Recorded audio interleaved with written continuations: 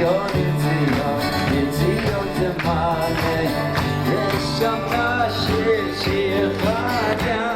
good afternoon, everybody. Welcome back to another episode Beyond the Seven, live from Jerusalem with Rabbi Aaron David Poston. We're doing the 48 Ways to Wisdom, folks. This is just a dynamic class. Today, we've got part 16, and I encourage everybody, go back, catch each and every episode. You'll see how everything grows and mounts and grows and mounts and grows and grows and grows, and it's going to keep on going. We've got a long way to go, but every class is gold. So please, I encourage everybody to check it all out.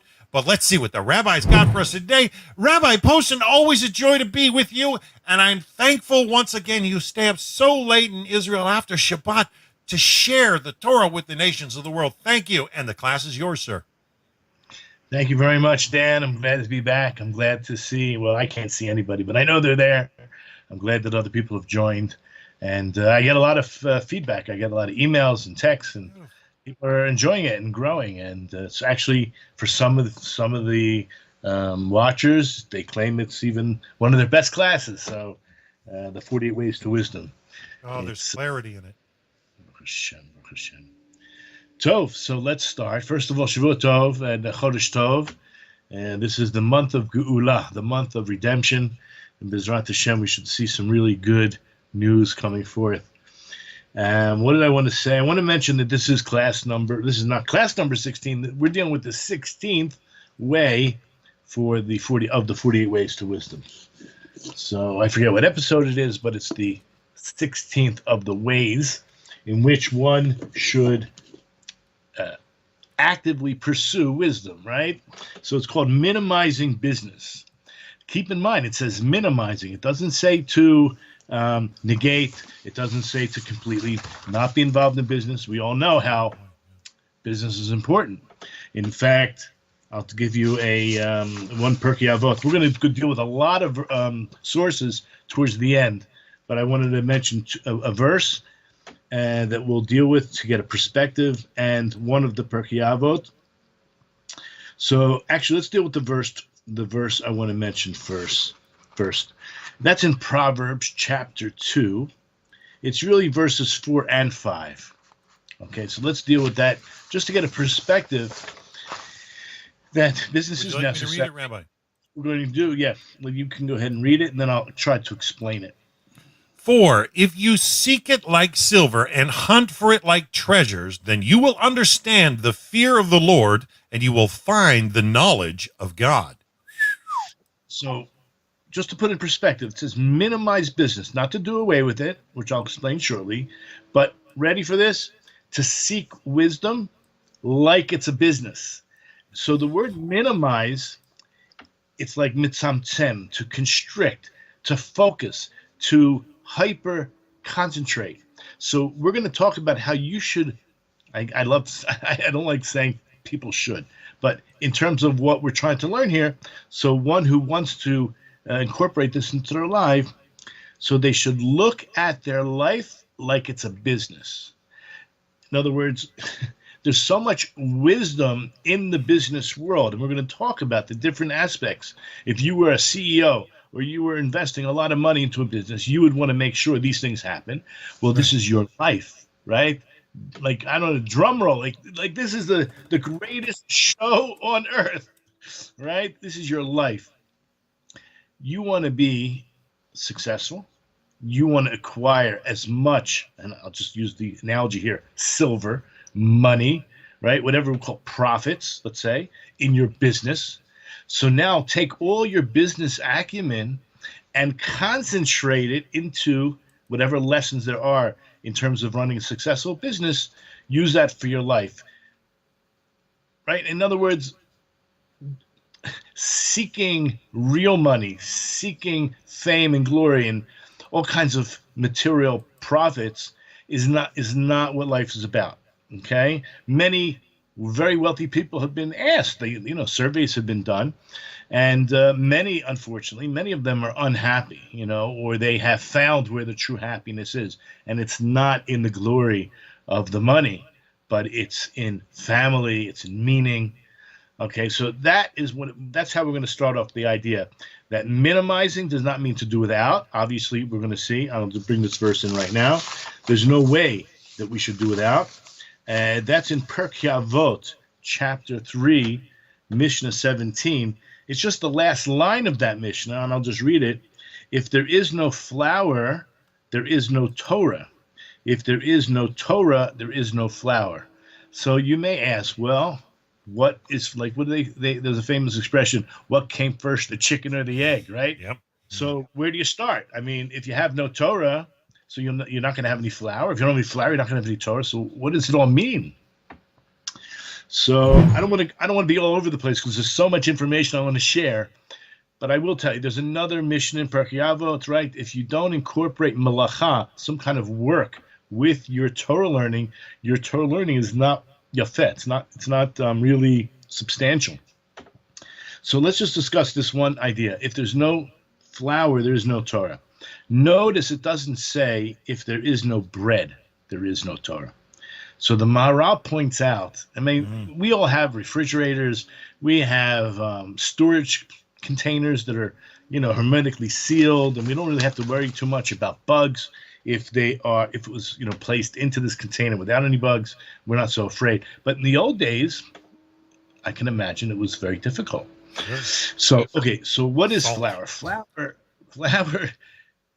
I make pancakes. I love pancakes. Beautiful. So it doesn't take a lot of flour to make a few pancakes. Can you imagine? To say bread, it means I already have to have the full, the end product. To say, and bread is like dough, and dough is like money, right? It's another way of expressing actually a minimal amount of flour is all I need. I don't need a lot. I don't need a whole loaf of bread. All I need is a little bit of flour. That's minimizing, right? You hear where I'm going with this. Okay, so the more Torah you have, in a certain sense, the more siyata d'shmaya, the more assistance from Hashem, and He will provide that little bit of flour, right? So you don't have to have a whole loaf of bread. You don't have to have so much. And, what do you have? You open up your whole cabinets. You have this little, I don't know, I'm trying to think of some. Remember those old Kodak containers you used to put your film in? That's how much flour you need. You don't need a pound or a kilo. You just need to make a few pancakes, right? A little pita bread. Okay.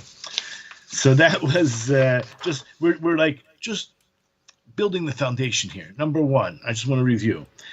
Minimize means to focus, to concentrate, to take lessons. And we're going to discuss them. Let me just give you an idea, because one should think of themselves as the biggest business, right? Was it, there was a circus, the greatest, circus show on earth. Yeah. The greatest show on earth. This is you. You're the greatest show on earth. So if you're the biggest business, I'll just list 5 things that Rav Noach Weinberg would bring out. Time management. It's so important. We learned this in yeshiva. It was so important. And we'll talk about each one of these more in detail. If you were running a business, you would want to hire efficiency experts, right? If you were running a great business that you wanted to succeed and not to fail, you would have a certain amount of quality control. You would have a long-term plan, a 5-year plan maybe. And maybe that's enough. I mean, obviously, you have to have short-term plans and long-term plans, but let's cut it in the middle. You need at least something like a 5-year plan. And of course, you would have research and development. I mean, we're going to discuss all of these. So think about it like you really are a big business. So number one, we spoke about, I think it was in Proverbs, right, chapter 2, that seek it like silver. So what's the comparison? I mean, that's money, right? That right there is how we can begin this idea that it's really like a business. Now, one of the other ideas is that every good, successful business probably has, I mean, I don't know about the mafia, I don't know about all these under the radar, but you have to have orderly books, right? You have to have the books in order. It's very important. So these great ideas that I just expressed, anybody in business would know this is a prerequisite to success. So let's talk about just in general. There's a positive and a negative. The positive is everyone has to do some business. The negative is don't overdo it. Okay, that's going to be one of the main themes.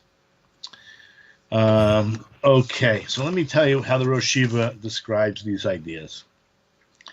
Unfortunately, many people have been swallowed up, right? Yep, they get involved totally. in a business.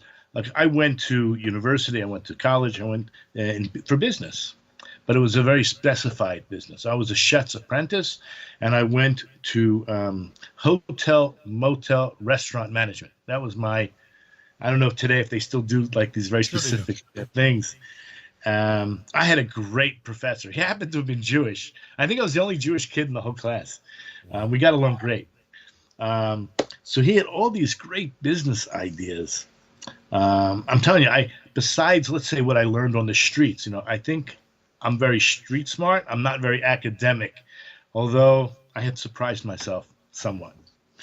One of the ideas he brought up, like, you opening up a business. Okay, you're going to open a restaurant or a hotel or some kind of, service, and you found like a great rent, great place, great location, but you didn't do the background check. Why don't you go to City Hall and ask the committee if they have any plans to redo that street? Maybe it needs major, what do you call it? Sewage work. Sewage. Yeah.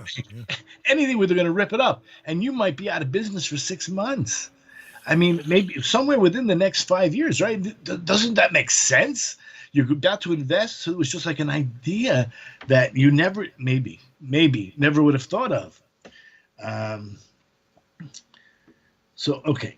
So the next idea, he brings down a story about Elijah the prophet. It happens to be in one of our midrashim, and Elijah the prophet meets up with a fisherman. Now, what does he ask him? He says, have you ever studied Torah? So what is the fisherman going to say? He's going to say, look, I don't really have much time for that. But so he says, I'm just a simple man. I'm not very intelligent. I can't really understand the Torah, but at least God blessed me with the ability to be a successful fisherman. So Elijah, he asked him, how do you, right? He's going to test him here a little bit. Maybe it's not right that you're not learning Torah or putting enough time. The question is, how much time? I'll just skip to one other point. I know we're all over the place. The Rambam says that someone who's, we'll call a Bala Bayit, he's not a Torah scholar. He's just a regular Jew. The Rambam says he should learn 9 hours a day and work 3 hours a day.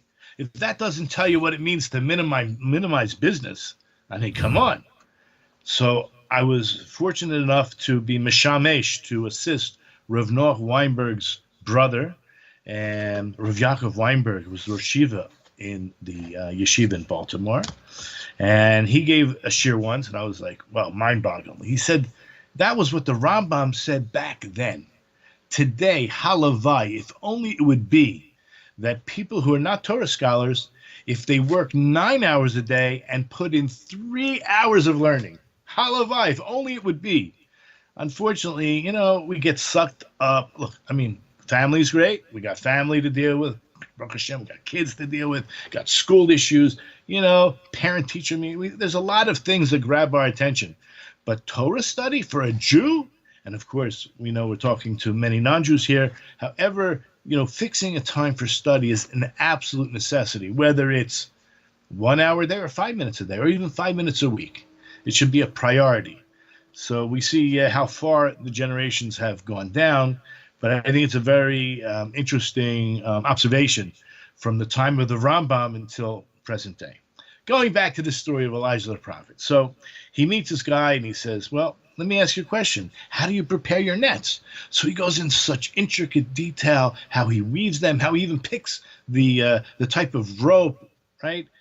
And the kind of patterns he uses in order to create his nets. And he talks about it as being a very exact science. He says, okay, now how do you go about catching the fish? So he says that's also very complex. He goes into the different seasons, the different types of streams, the different types of water currents, the temperatures where they are, in respect to the surface or lower down, how far you have to put the nets down, how long they should be in there. It's like a whole science. And he says, I've studied for many years mastering these. So he says, it's very impressive. So you really know your business. So he says, who gave you all this understanding? Of course, he says, well, he was a believing Jew. This Elijah was talking to this guy. He says, obviously, it came from Hashem. Well, he asked, if it's the Almighty that gave you the intelligence to fish, surely he gave you enough intelligence to study his Torah. So I don't know what, I know we're all simple people, right? Guess what? You, Dan, many of the listeners, you could put a little bit more time and energy into learning. Don't think that it's beyond you, right? Hashem will give you siyata d'shmaya. I think I mentioned in last week's class that if you teach your grandchildren Torah, the statement was said, it's as if you're receiving the Torah from Mount Sinai. No, the question is, I asked, who? The grandchild, as if he is, because you're keeping the link. There's a transmission that's complete, as if he's receiving it from Har Sinai, from the revelation itself, or you, the teacher.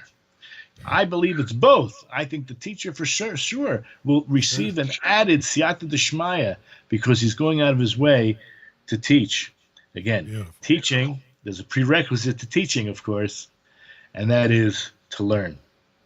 So I'll just mention what Eliyahu's parting words were, because this fisherman was crying out, very upset that, Elijah basically rebuked him to a great degree.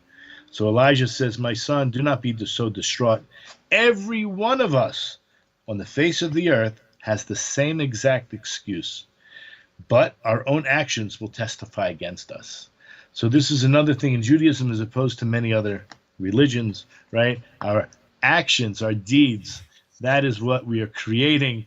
And so it's totally possible, even if it means sitting down with one Mishnah, right?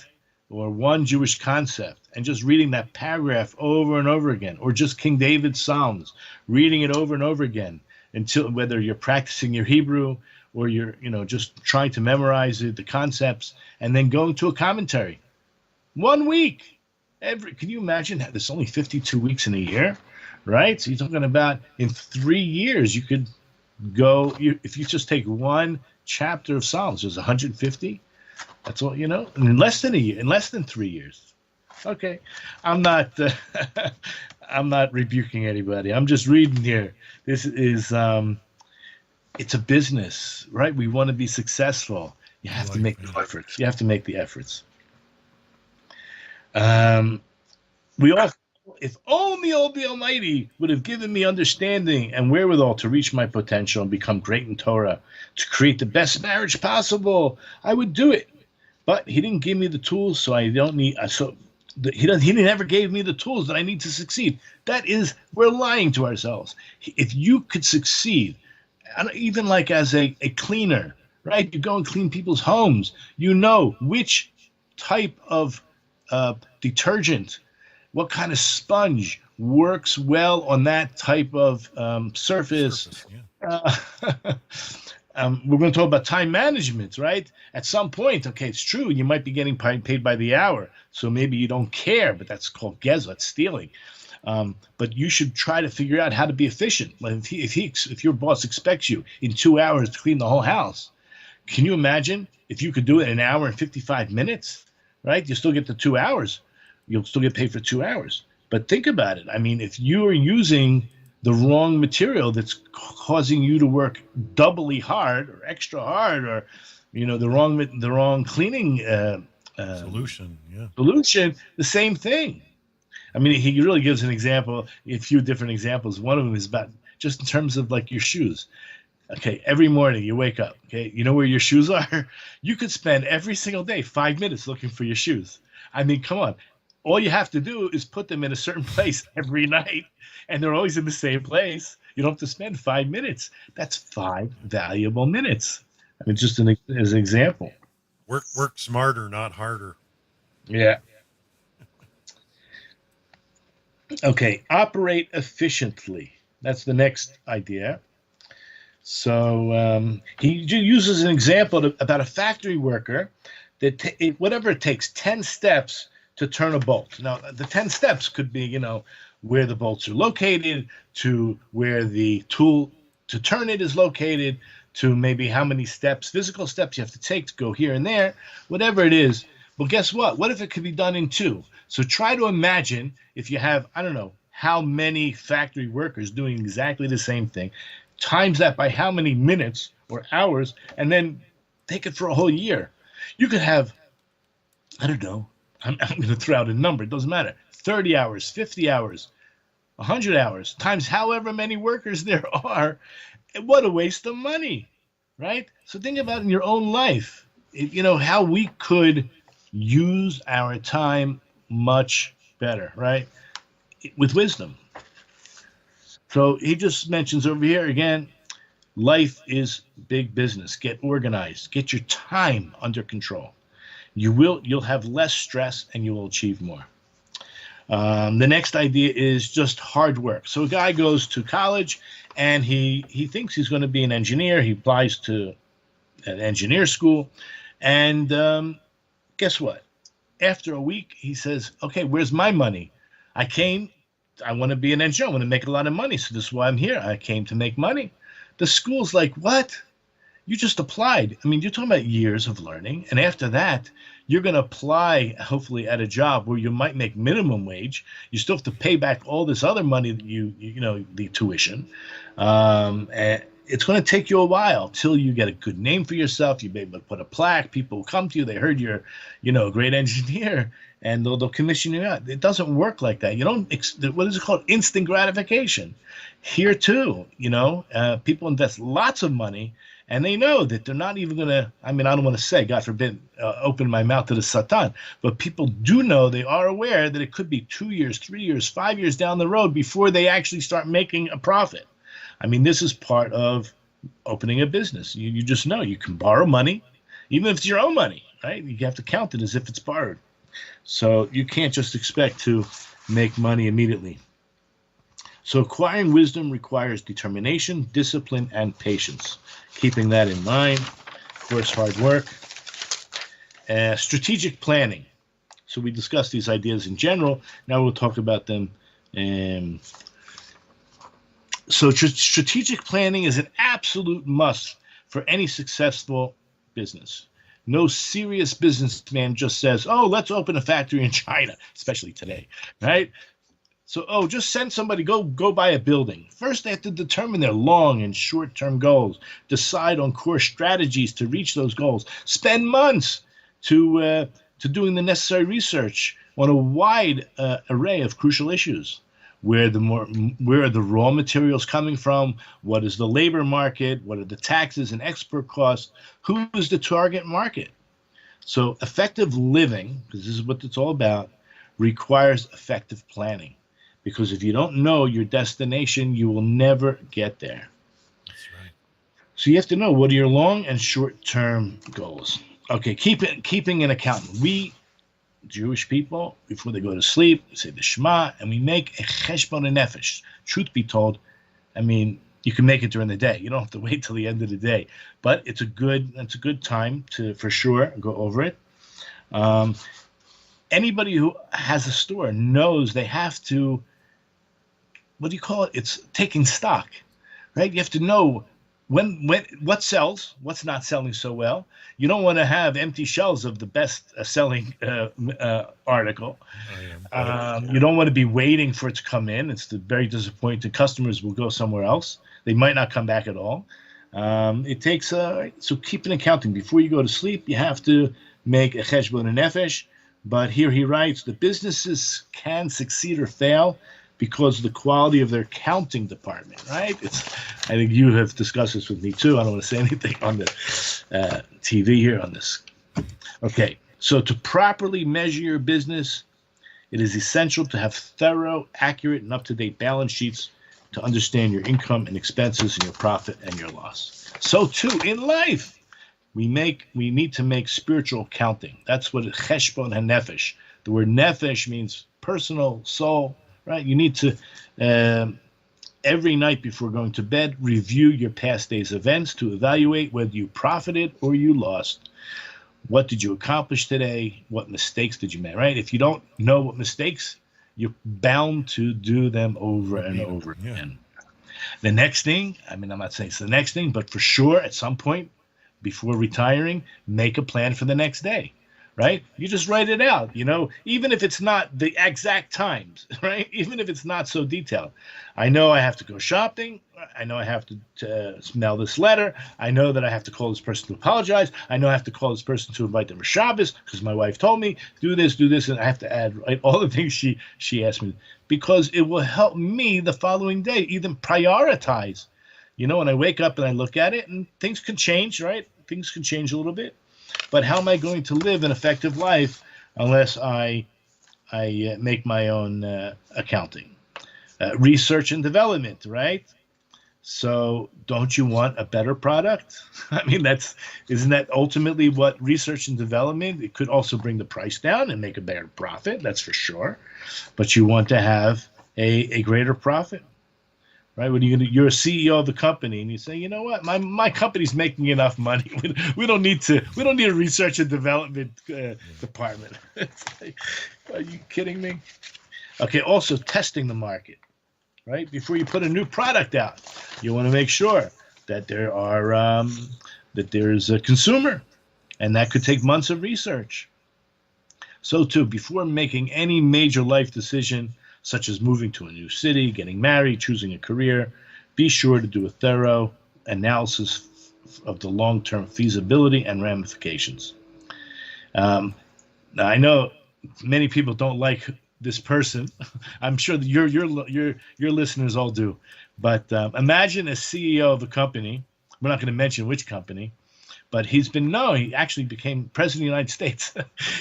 Imagine he heard a great idea from a janitor in his tower or in his hotel.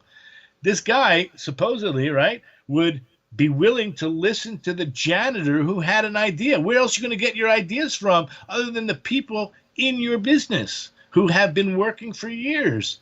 And we're not even talking about, I'm sure this person would elevate and give the guy such a bonus for if this idea could bring him much more money.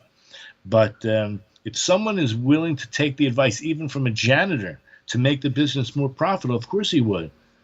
Right? The same thing is true in life. Why are we looking at people who we think are less than us, or not as smart as us, or not as rich as us, or not as successful as us? So too, they also have life experience, and maybe it's worth listening to. And he ends with the verse which we started with in Mishlei. That's Proverbs chapter 2, verse 4. If you seek this, King Solomon, remember, he's the wisest man who ever lived. Why wouldn't we listen to him? If you seek wisdom as if it were silver, take the acumen of business, condense it down, focus on it, minimize it. And he says, we know how to be serious about pursuing money by applying the same diligence and tools to pursuing wisdom. We can scale the heights of greatness. Okay, Rabbi? so now, yeah. Can I make a statement? When I first did this class, I heard the rabbi sharing it at the time.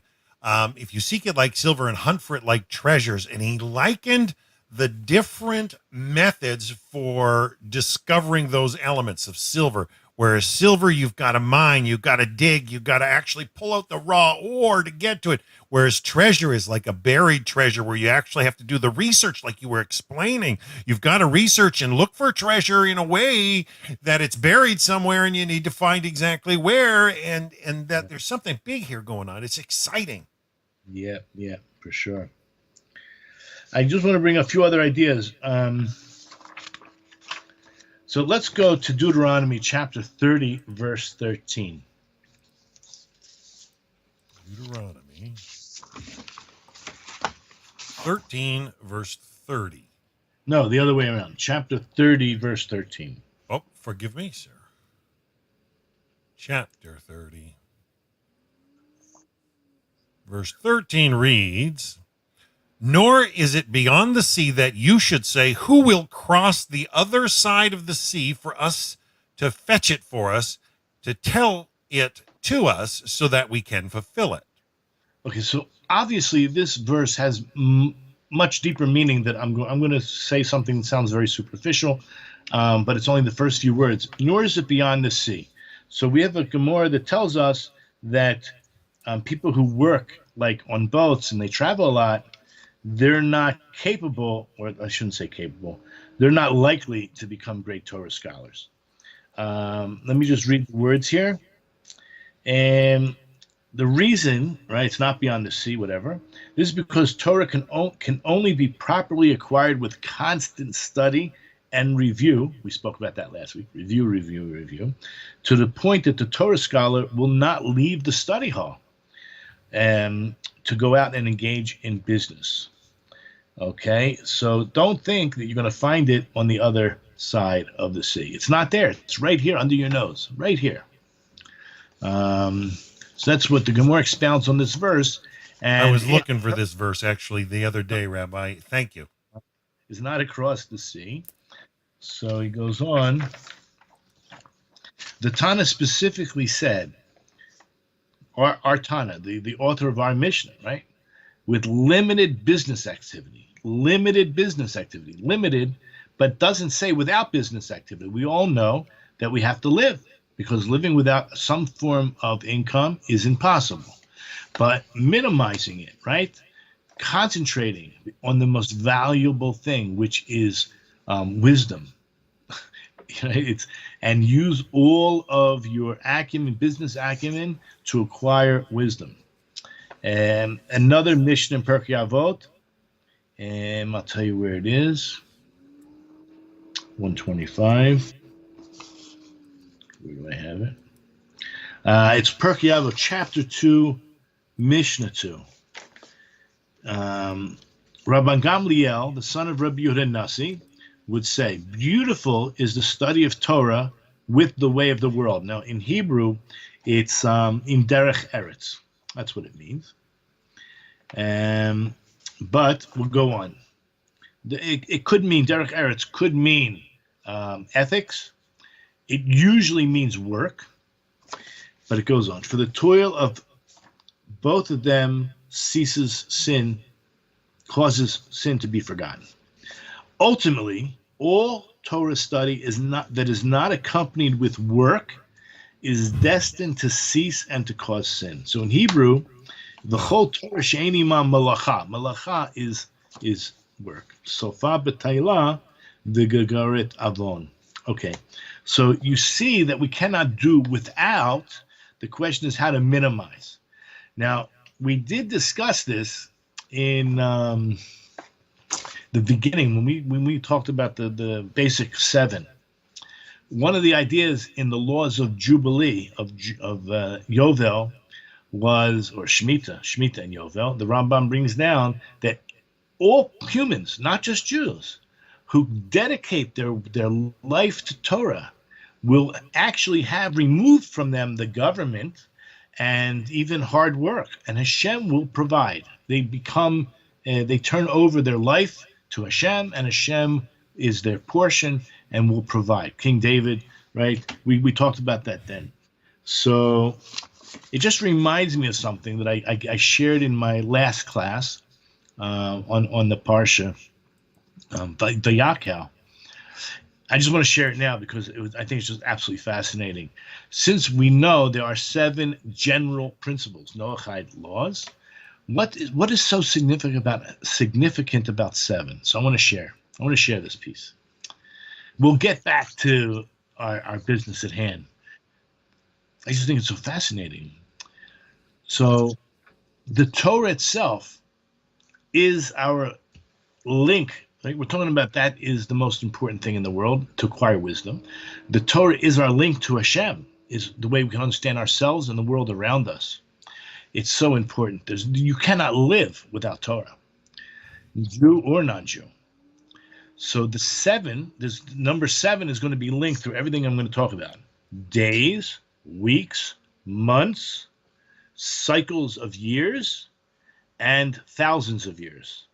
It's all linked. And the reason I connected it, it was in last week's Parsha, because the Torah tells us, right? In the beginning, Moses gathered everyone together, 6 days a week, you shall work, and then the seventh day, it's a rest for Hashem. And then you have the laws of building the tabernacle, and one of the principles we learn is whatever comes first is more important than what comes second, and therefore Shabbos pushes off building the temple. You have to stop doing what we call melacha, what we call the 39 specific creative acts that went into building the tabernacle / temple, the dwelling place of Hashem. Okay, with that in mind, so the Kli Yakar, who the shir I give, goes into great detail in another book. It's actually called the Olos Ephraim. It's another book he wrote.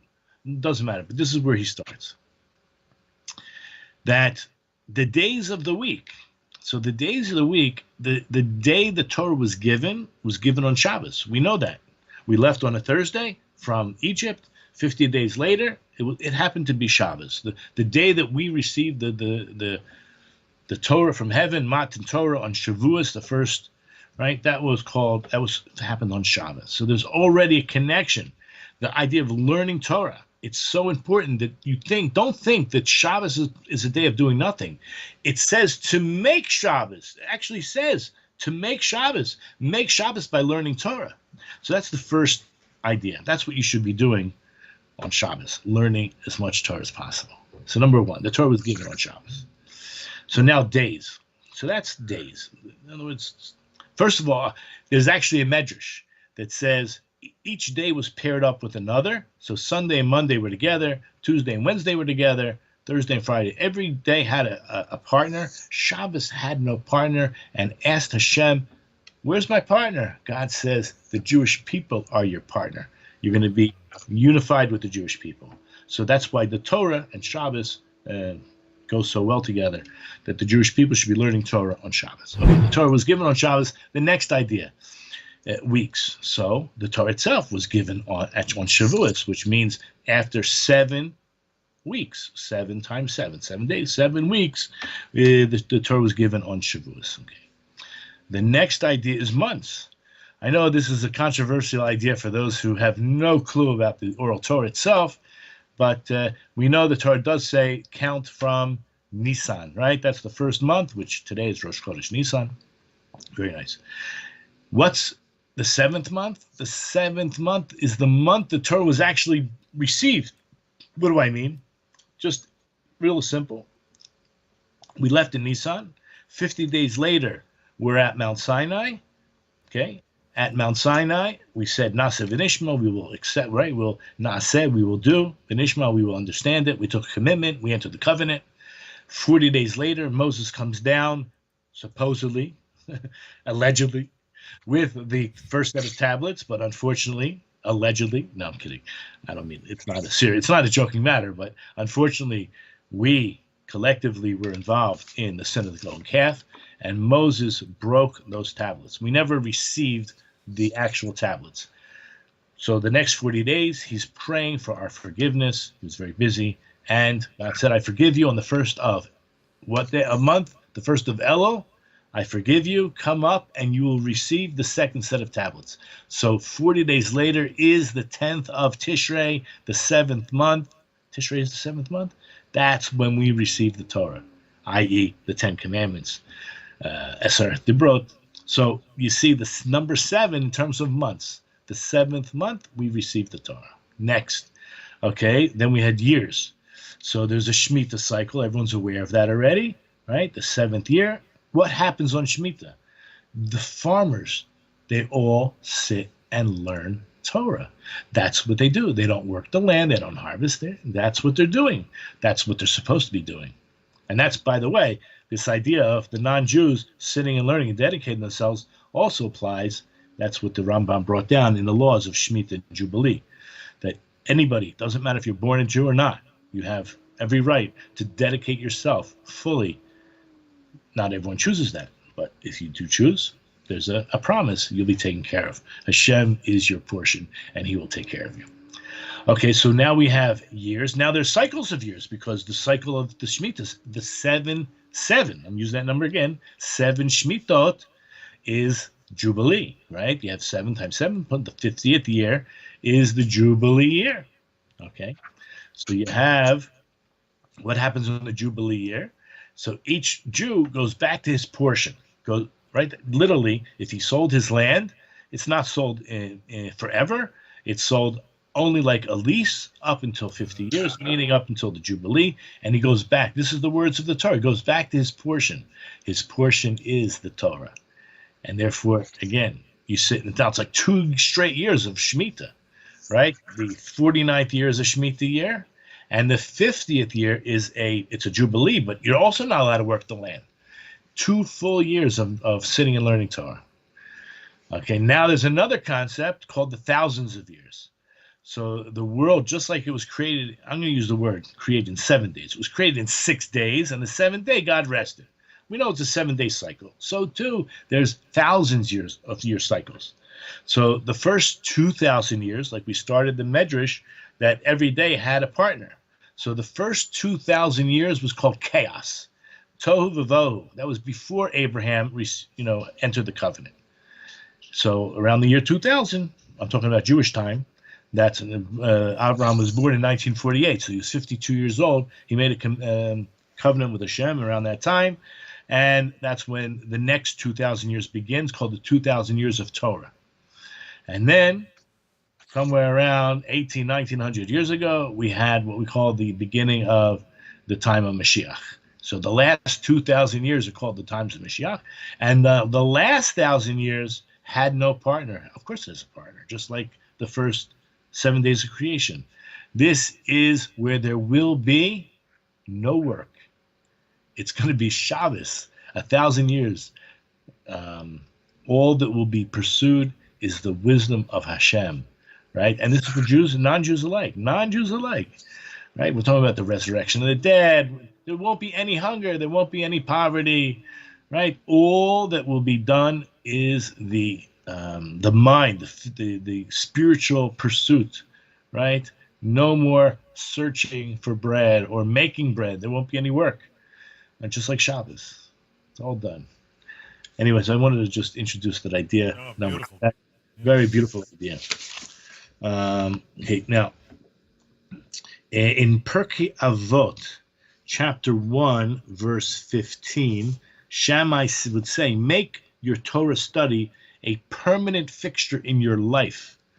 Say little and do much, and receive every man with a pleasant countenance.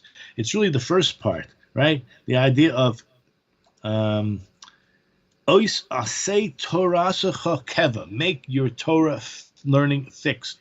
Very important. Like I said, if it's 5 minutes a week, doesn't matter. That's it. Turn off your phone. No, you don't exist to the outside world. This is, right? All the work, whatever it is, you work a 35-hour, a 45-hour, 40-hour a week. When you get to that 5 minutes of bliss, of just learning Torah, you're dead to the world. Another idea brought down in Pirkei Avot, chapter 4, verse 10, Mishnah 10. It actually says, Rabbi Meir would say, engage minimally in business. Have ma'id be'esech Torah. Minimally in business and occupy yourself with Torah. Okay, I don't want to read the rest. It's all good. It's very interesting, but that was the main point over there. Here is the Rambam. He brings down ideally the ideal schedule of a working person working 3 hours a day to support himself, learning Torah for 9 hours a day. I already mentioned earlier on, Rav Yaakov Weinberg Zatzal said, halavai, if only today, that people who do work 9 hours should put in, say, a minimum of 3 hours, right? Halavai. It does say in Gemara Kedushin, 82a, that a person should teach his son a clean and easy trade. So maybe this is a Jewish thing, but come on. I mean, what's the purpose? So that the person can still have time to dedicate part of his day to Torah study. There's another Gemara in Brachos 35b. It's a great question. Like, in other words, Rabbi Shimon Bar Yochai, everyone heard of the Rashbi, right? So he he was a little bit of he sounded like an extremist, right?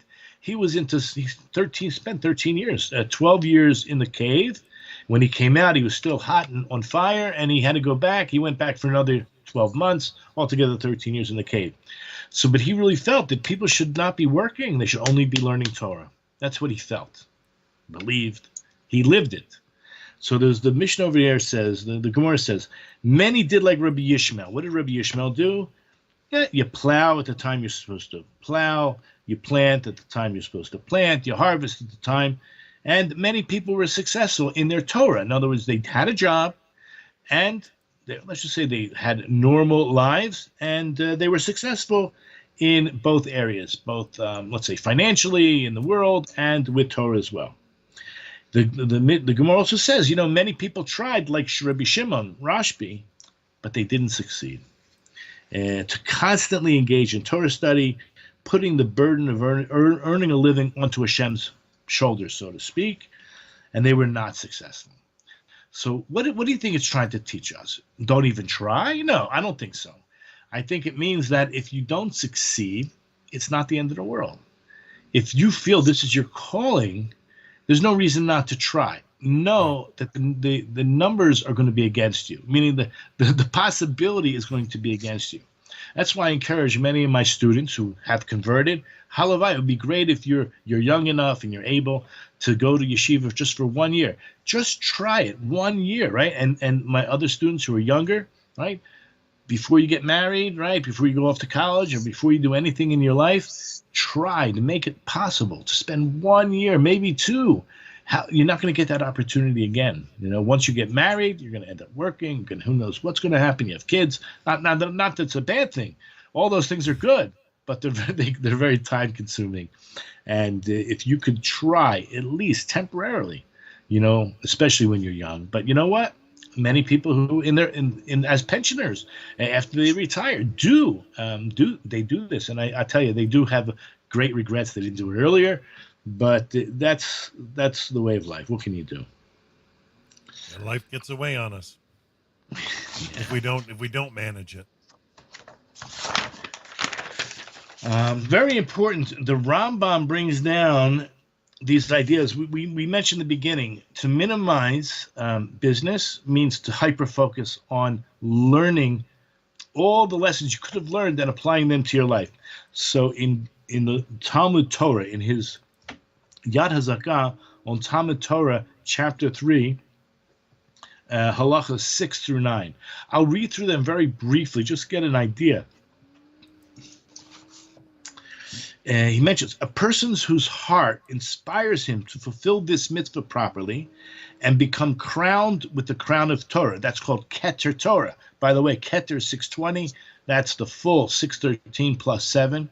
That means this is applicable to Jew and non-Jew alike. Should not divert his attention to other matters, and he should not set his heart on acquiring Torah with wealth and honor simultaneously. In other words, I'm not saying it's all or nothing, but in a certain sense, you have to be willing to give up. Doesn't mean you can't have it. You may have old money, you may have a very wealthy spouse, you may have a wealthy father-in-law, you may win the lottery. There may be certain things, talents that you could still do 2 or 3 hours a day to make a lot of money. But where is your attention, right? Where is your focus? So don't divert your attention to other matters, right? Don't set your heart on acquiring both Torah and wealth. It may come, but rather such is the way of Torah. Bread with salt you shall eat, water in small measure you shall drink, and on the ground you shall sleep. And a life of discomfort you shall live. But in Torah you will toil. Now, this is another very important Pirkei Avot as well. The task is not incumbent upon you to complete, right? There's a lot of work. You just have to start. You just have to do your bit. And bit means small amount. Just know you're not free to desist from it, right? You're never free. If you've acquired much Torah, you've acquired much reward, and the reward is in accordance with the difficulty. In other words, lefum tzara agra, according to the effort is the reward. So someone who makes a great effort, their reward will even be greater. The next halacha says, perhaps you're going to say, I'll wait until after I amass a certain amount of money, and then I'll return and study. Right? How many people have said that? I'll wait until after I acquire what I need and I'm free from my business, and then I'll return and study. If you allow such thoughts to enter your heart, you will never merit the crown of Torah. It doesn't mean you won't be a good law-abiding, Jew or non-Jew, but it's not going to get you the crown of Torah. Rather, make your Torah study primary and your work secondary. Do not say, when I have free time, I will study. Why? Because it may never come. Right? Okay, the halacha 8, it's written in the Torah, it is not in the heavens, it is not across the sea. So this statement, it's not in the heavens, hence the Torah is not found in proud, spirited, or arrogant people, nor is it found among those who travel across the seas. Therefore, the sages said, not everyone, I hope I'm in the right place, not everyone who is involved excessively in business will become wise, right? And our sages also commanded, here it is, minimize your business activities and occupy yourself with Torah. And the last halacha the Rambam brings down, the words of Torah are not found in the proud-spirited or in the hearts of any of the high-hearted, but rather in a person who is subdued and lowly of spirit, who wallows in the dust at the feet of the sages and removes temporal desires and pleasures from his heart. He works a small amount each day, just enough to sustain himself. When he doesn't have enough to eat, when he does not have enough to eat, and the rest of his day and night he engages in Torah study. There's two more points I think I wanted to bring, and that is he mentions this Mishnah we already spoke about in chapter 3:17 of Pirkei Avot. If there is no flour, there is no Torah. We know that. You know what? A father has to teach his son a trade. So the type he should train him in is, like we said, it should be light. It shouldn't be hard. But if you don't do this, you're putting your son in danger, God forbid, of becoming a robber, right? And like to earn a dishonest living, right? If you don't teach him a trade, he's going to start, forging checks. Whatever. I can't imagine, right? If you don't know what to do, you're going to start stealing candy bars and bread from the stores out of desperation of food to eat. I already mentioned about the Maharal. It says flour, right? A flour is like just a little bit. So what do you add? You can add all kinds of stuff. You can add some water, some yeast, maybe an egg, and you're set. It's a good breakfast.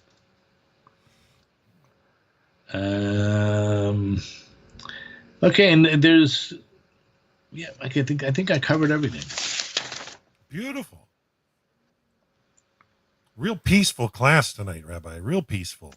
I mean, there's so much there that is practical, but in the end, I love how you brought out how the person achieves the crown of Torah explicitly, but how that's contrary to the more driven world that we have here in the West. I mean, here in the West, you have rational choice theory economics. I think I've brought it out before, where people seem to think more is better or else you're irrational. And that's what they teach in a lot of universities on marketing. And it's just contrary. But if you put the Torah first and you pursue it like that crown, the way you mentioned, it actually brings life more rewarding. And I've met, like you say, many people that are well-to-do, but they're just not happy. They're not fulfilled. Yeah, I mean, look, if someone could spend some time in a Jewish neighborhood, an Orthodox Jewish home, and someone who is scholarly and, of course, with good midos, of course, they'll see the value of their learning Torah and how it like filters down into the family life, how these people are truly happy, even if they don't have that much. And those that are wealthy, that are, filled with Torah, that they're modest, they're somewhat modest. I mean, again, are they really wasting their money? And how they're wasting their money, probably not. There are those that do. But if you could spend some time with some of these people, you'll see. Okay, so that's it. Wow. Well, I mean, modest. I love that. The small amount that you mentioned, the Maharal, the small amount of flour, and that that is enough to suffice. And thank For a you day, tonight's for a daily breakfast. It doesn't mean you have to amass that much anyway. It could go bad. So make sure, when I first got married and I wanted to study, my wife at the time told me, as long as we have food on the table, I don't care. I'm not interested in wealth. Beautiful. And my kids got to see it, Baruch Hashem. All right. Oh man. Well, that's beautiful. So, Rabbi, we're not on for next week, as we've mentioned, and then you've got Passover coming up soon, and so we've got to take a couple of weeks off, don't we? Yeah, because we're in the middle of the campaign, but I think we reached our goal. It seems like we've reached our goal, and raising money to supply families. We have 30 families that we're helping. Of course, there may be more. If people want to continue to give, they can go onto the website or Yibane.com. Yibane.com. But on the YouTube channel, we have Rabbi Breitowitz gave a 2-minute spiel. We'll call it a 2-minute drasha on the mitzvah of giving and helping people for Pesach to get through the holidays. And so there's a link for the actual campaign at the bottom. Yeah, sure. I think it's a 1.5 minute message, and that's the best way to go about doing it. So the more money we have, the more money we have to give away. So that's the goal. So I think we were trying to raise, I think, $7,500, and before I came on, we were at 7,000. So we have. Well, there you go. Hey, let's push him over the edge, folks. Hey, reach out, Yibane.com, or go to his YouTube channel, Yibane YouTube channel. Check it out. Find that link. Rabbi Breitowitz, just a wonderful scholar.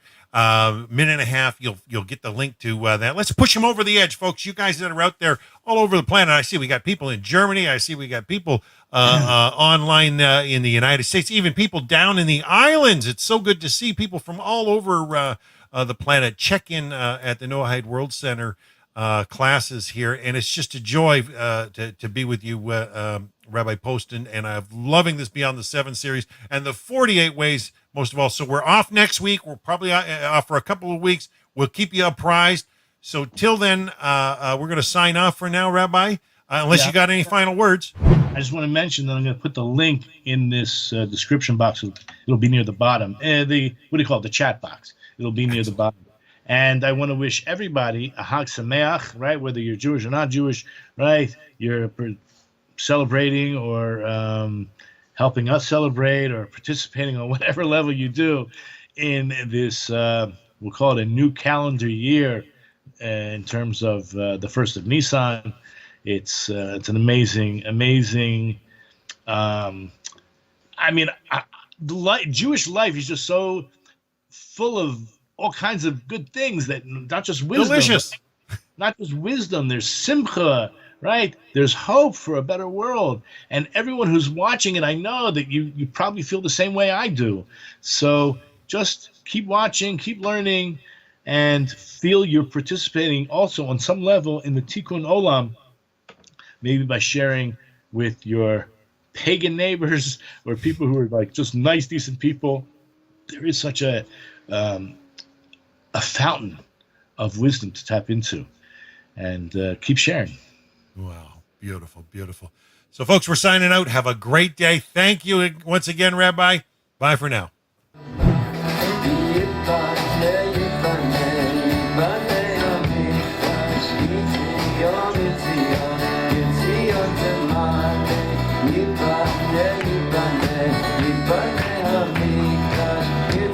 Your